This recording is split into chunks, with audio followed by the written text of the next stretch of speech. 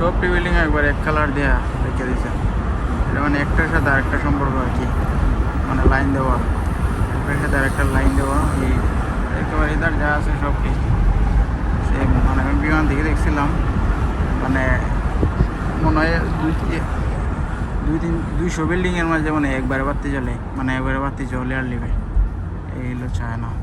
আর চায়নার ম্যাপ কতটা উন্নত, মানে গুগল ম্যাপ এটার দ্বারে হাসো নেই। কারণ হইতেছে ওইটার যখন ট্রাফিক সিগন্যাল পরে তখন যে সেকেন্ড ওঠে এটা পর্যন্ত ম্যাপের মধ্যে দেখায়।